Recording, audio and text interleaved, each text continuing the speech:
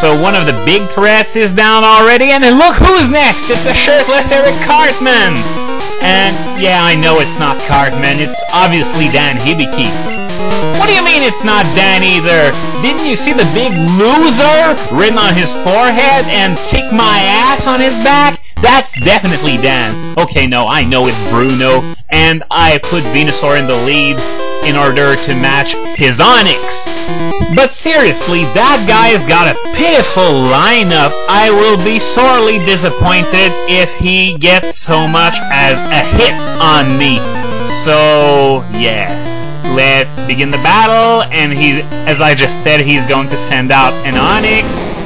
And all the defense in the world won't mean jack shit here, because Razor Leaf bypasses that defense and goes with the weaker special instead.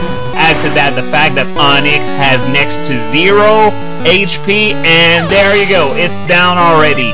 So now it's time for the Hitmons. Yeah, Hitmonchan. I'm gonna send out Gengar. I'm gonna kill it with Psychic, and I'm going to wall their fighting moves at the same time. It's win-win, really. And yeah, on top of that, the Hitmons don't have that huge special defense like they do in future generations. No, their special stat is only 35, as I said way back in the Fighting Dojo, I think.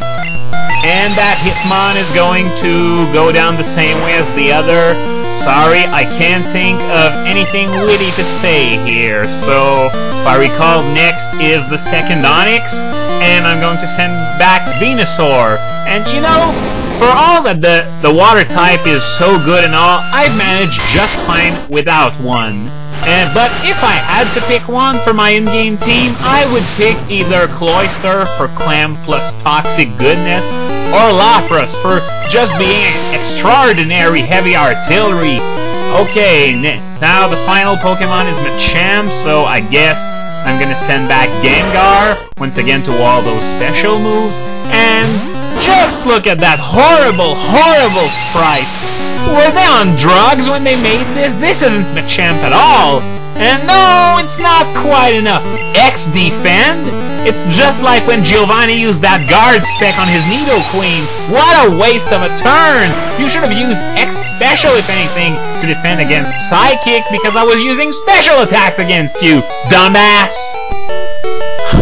All brown and no brains make Bruno a stupid boy.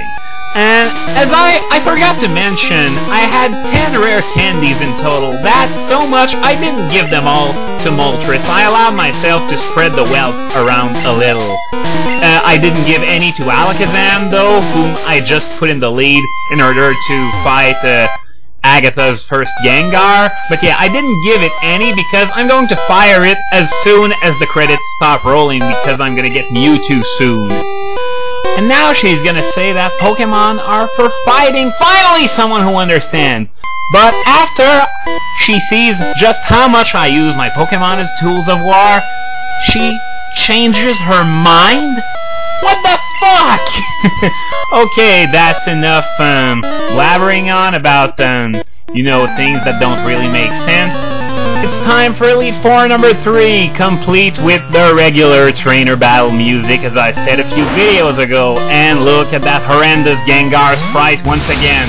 However, I'll give them credit. The Japanese red and green Gengar sprite was much, much worse than this, believe it or not. Okay, so I was right to send Alakazam in the lead. Now it's Golbat, so I'm going to give Articuno a piece of the action, since we haven't seen it much so far. In fact, I don't think I've used it at all so far, so I'm gonna play it safe and use Ice Beam instead of wasting my Blizzard PP and potentially having that 10% chance of missing. And now there's Haunter. So now I'm gonna send out my Gengar, because, well, as you can imagine, level 56 Gengar against level 55 Haunter, you can sort of imagine the results by yourself, especially when the Gengar has a Psychic. Okay, Super Potion? Once again, she used a Super Potion on a Pokemon that was at full health at the beginning of the turn. How did they do that? Yes, I know the game is rigged in its own favor, but I still toss everything like ragdolls, you know? Okay, Arbok, level 58 one. Gee, that's really intimidating. That number is the Arbok itself. Not so much. What a piece of junk. Why am I still fighting Arboks here? It's the third Elite Four member! Okay, Gengar number 2, and this time it's level 60. No!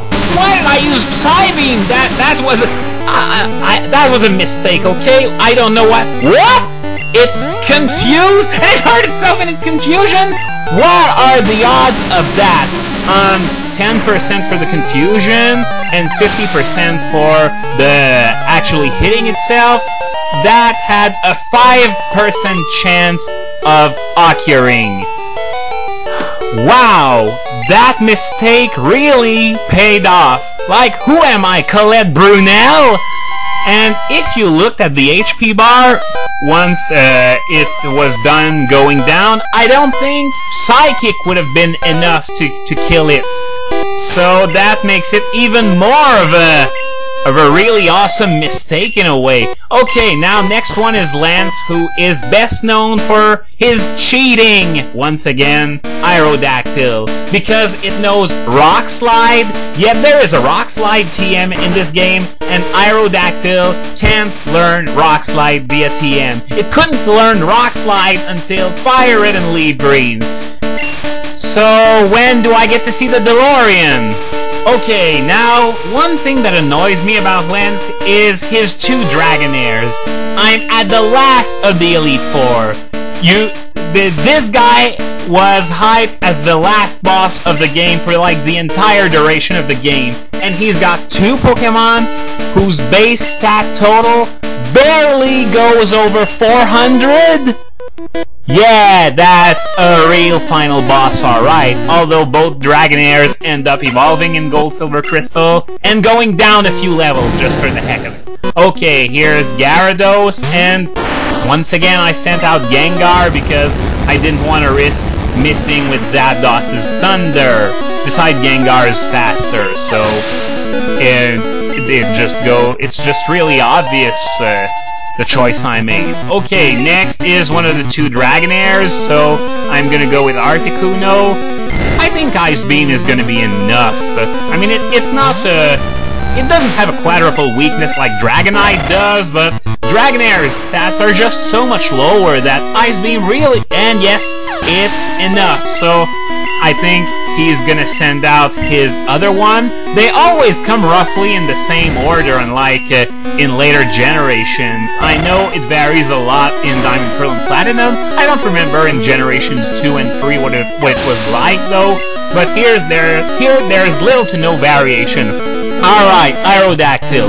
Who am I gonna send now? Okay, I am going to send out Gengar to try Thunderbolting it to Oblivion because I'm not comfortable with anyone else, especially the birds. What? I'm going first against an Aerodactyl? Base speed is 20 points higher, I think, and it's even got 3 more levels, and I still went first? I suppose that Rock Slide thing came at the expense of a few Eevees or Ivies or something. Okay, time to send out Articuno against Dragonite, and Ice Beam connects, of course, and down goes Dragonite. Lance didn't get a single hit on me, and as I said, the entire game was spent setting him up as the final boss. Well, so much for those so-called indestructible dragons, and now he's gonna say blah blah blah, you're the champion, except no, not really. Blue, you must confront Blue. Then, only then, a champion you will be.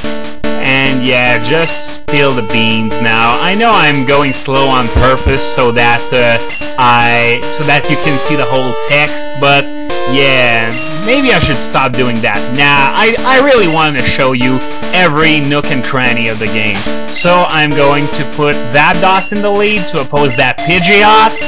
You ready?